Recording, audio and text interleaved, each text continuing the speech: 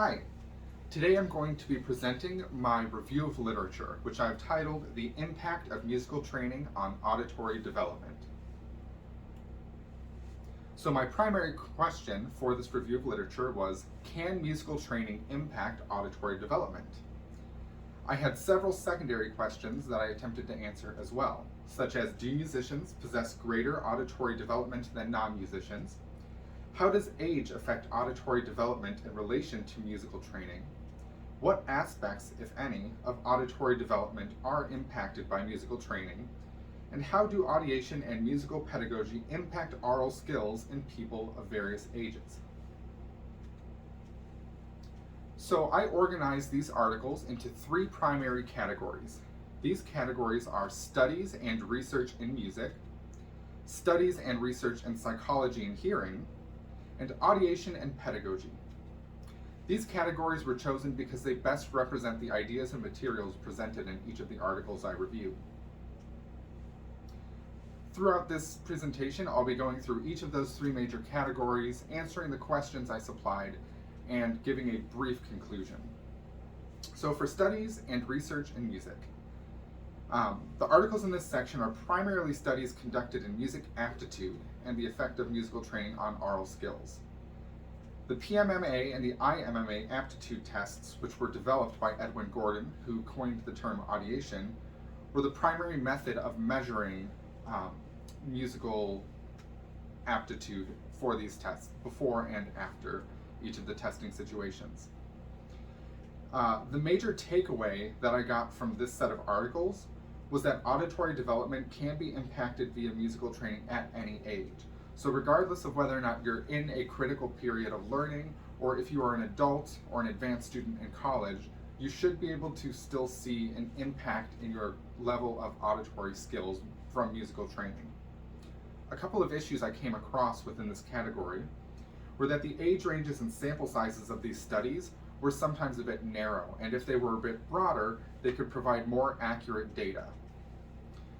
I also found that many of the studies did not include anyone with intellectual disabilities, which raised the question of how can musical training impact the auditory and language skills of someone with intellectual or hearing disabilities. The next category, studies and research in psychology and hearing. The articles in this section are primarily studies conducted in the field of psychology and hearing. These studies focused on auditory skills while occasionally referencing musical ability. Brain scans and testing speech and noise perception were the primary forms of research within these articles. The takeaway from this section is that language and auditory perception can be greatly enhanced by musical training. Some of the interesting takeaways I found within this section include those with musical training are more adept at discerning nuance in foreign language, and due to a heightened ability to discern sounds from each other, musicians are better at sound and noise perception. Sound and noise perception is essentially how well you can understand conversation and specific sounds within a noisy or difficult to hear environment. In the third category, audiation and pedagogy, the articles were primarily pedagogical tools for teaching audiation in group and private settings. These articles advocated the use of vocalization, which includes sight singing and call and response, movement, solfege, and aural training, all to help develop both basic and advanced audiation.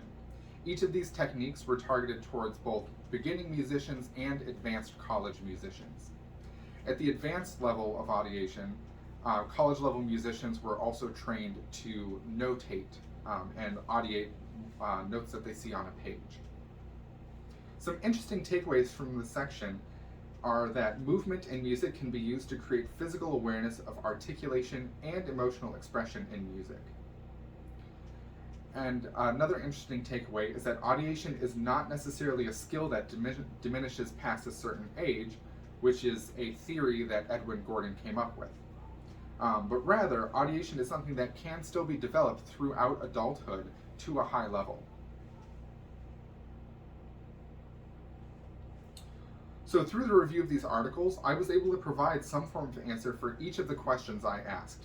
However, further research must be done in order to more fully understand how music impacts auditory development.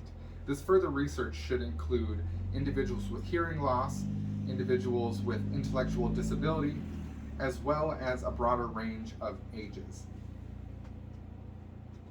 So to run through the questions again with brief answers, I have created this section. So can musical training impact auditory development? Yes.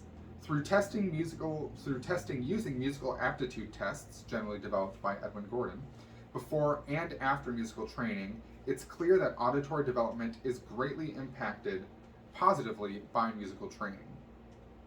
Do musicians possess greater auditory development than non-musicians? Based on articles in psychology and hearing, it's clear that musicians have an advantage over non-musicians when it comes to auditory skills. How does age affect auditory development in relation to musical training? While there are certain ages in which learning is easier for a student, such as any time in a student's life when they're in a critical learning period, music can impact one's auditory skill set. This can happen at any age. What aspects, if any, of auditory development are impacted by musical training? Musical training can affect speech and noise perception, rhythm and pitch discrimination, and greater sensitivity to oral nuance and even linguistic skills. How do audiation and musical pedagogy impact oral skills in people of various ages? This question has been answered through the previous questions that I asked. Essentially, at any age, your oral skills development and audiation can be improved via musical training. It's just a matter of continuing this training and doing it in the right way, which many of the articles in the pedagogy section discuss. And that is the end of my presentation. Thank you.